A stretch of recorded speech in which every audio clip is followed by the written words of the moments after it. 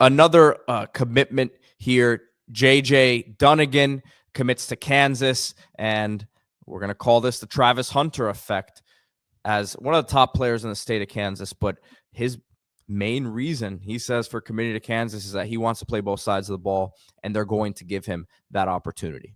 Yeah, look, with Murph, I said that was a layup going to South Carolina, being from Columbia, South Carolina.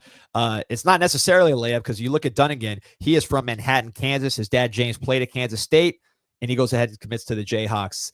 6'2", 185, had an interception in the game. So he just like Murph made a great play in the game and committed, so did Dunnigan. Another 6 player in Kansas, 3-star on the composite. I think he is probably a little underranked based on what number, how he looked in the game. I heard he played well in practices as well when you hear the reports. So he could be somebody that, as the season goes on, and he's 26 kids, so he's got time. He moves up the ranking.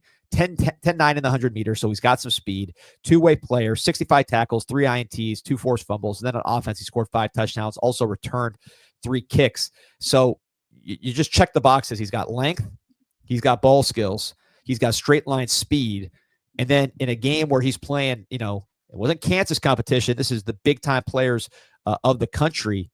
He was out there making plays and interceptions. So this is a guy that I think was obviously a great get for Kansas, but also somebody who, when you look at the ratings, that rating should jump after this week. I mean, look at him right there, breaking on the ball, the length.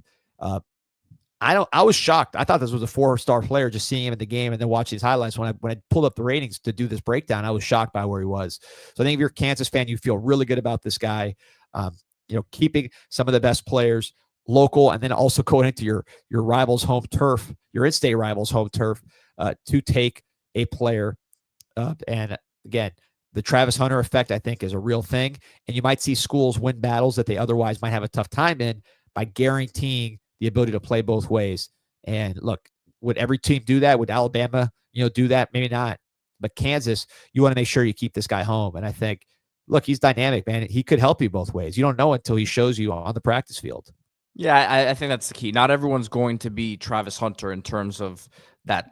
I mean, he could play in the NFL both positions, but I think there's a role for certain guys who could easily why not get them the ball in a variety of ways, 3-4 touches a game on the offensive side of the ball, if they're going to be a primary defensive player, or, have a package. If you're going to play a certain team, this guy has some certain size on him or coverage ability, he could be a matchup problem, right? So on the defensive side of the ball. So I think it's a case-by-case basis, but for sure, this guy looks like he can do it at the next level without a doubt. Yep. And I think, he's listed at corner and safety.